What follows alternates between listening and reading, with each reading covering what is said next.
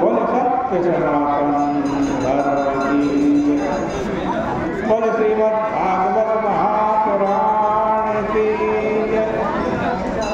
पतित पावनी कलिमल हारिणी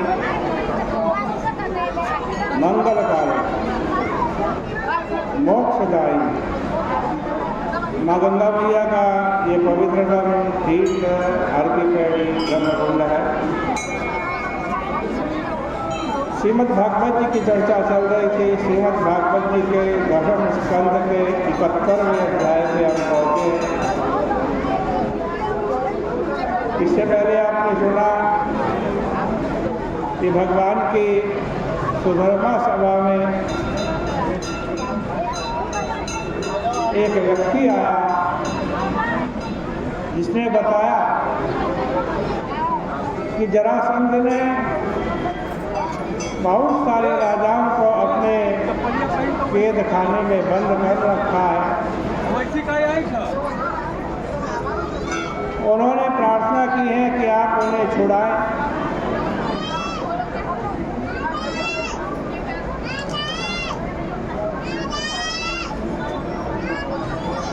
उधर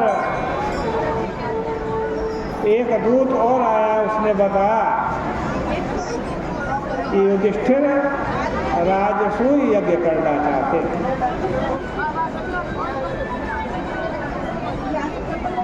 भगवान ने उद्धव जी को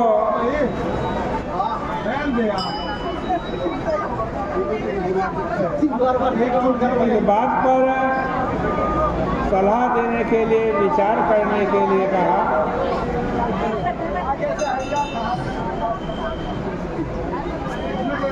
उद्धव जी ने भगवान की सलाह मान ली और उनके सामने अपने विचार प्रकट करने लगे।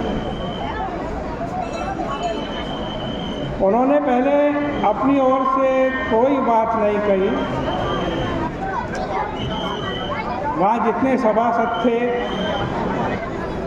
उनका मत जान लिया। सभ्यानाम मतमज्ञाय, सभ्यानाम मत माज्ञाय। देखो, इसे एक बात सिद्ध होती है कि बीच सभा में मनुष्य को उसके मन में जो कुछ भरा वो एकदम जाहिर नहीं कर देना चाहिए,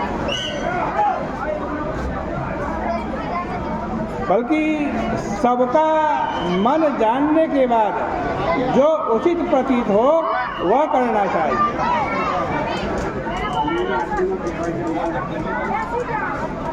उद्धव जी ने सबसे पहले तो श्री कृष्ण भगवान क्या करना चाहते हैं जान लिया। फिर सभासदों का मत जानने के बाद फिर अपना मत प्रकट किया। जो लोग अपने ही मन का करना चाहते हैं, समझना और बताना, अपने मन की बात चाहते हैं, वे लोग संसार के व्यवहार में बिल्कुल असफल रहते हैं। इसलिए भाई पंचों का मत जानकर, मालिक का मान जानकर तब सब कुछ करना चाहिए। उद्धव जी ने बताया कि हम लोगों का कर्तव्य युधिष्ठिर की सहायता करना तो है ही, क्योंकि वो राजसूय यज्ञ कर रहे हैं। लेकिन राजाओं की रक्षा भी करना है जो जरासंध के कैद में पड़े हुए हैं।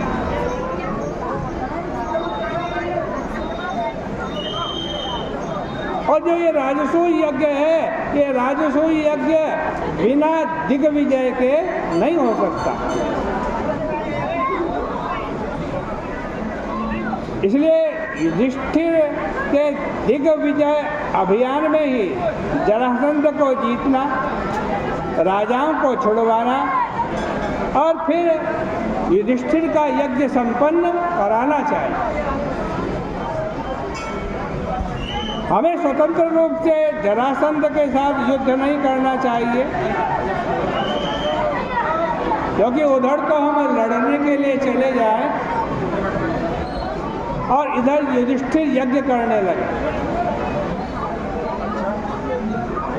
तब क्या होगा? तब तो हम लोगों में फूट पड़ जाएगी। ऐसी स्थिति में यही राजनीति ठीक रहेगी कि हम अपने मित्र युधिष्ठिर के लिए जरासंध से लड़े। फिर उन्होंने जरासंध पर विजय प्राप्त करने का उपाय बताया और कहा कि श्री कृष्ण, भीमसेन और अर्जुन ब्राह्मण के वेश में वहाँ जाए और जरासंध से युद्ध की भिक्षा मांगे। करेंगे तो सब कुछ आप ही, भीमसेन तो निमित्त मात्र होंगे, इसलिए आपके यश का गान सारी सृष्टि में होगा।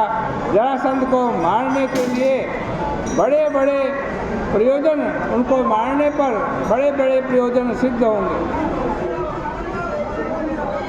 शिशुपाल वध नामक एक संस्कृत का काव्य है, उसके प्रारंभ में ऐसा ही प्रसंग है। उसमें बड़ी बढ़िया सलाह दी गई है।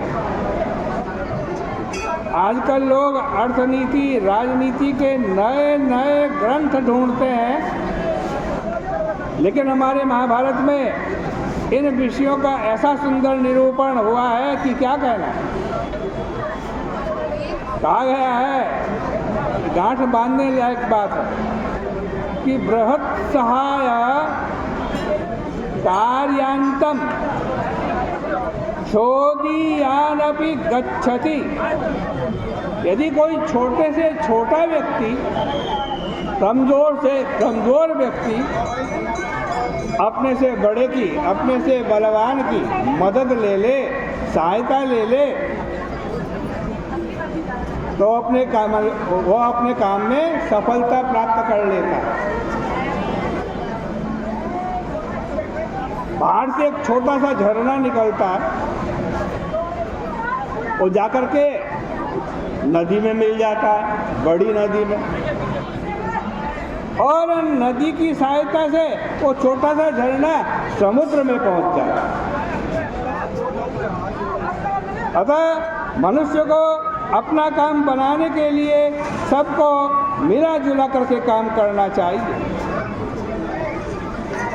उद्धव जी ने जो कुछ कहा वो मान लिया गया। इसके बाद भगवान ने आज्ञा दे दी कि सारी सेना, सब स्त्रियाँ, सभी सगे संबंधी, यहाँ तक कि नगर की जो वारांगनाएं हैं, वे सब इंद्रप्रस्थ चले और सबने प्रस्थान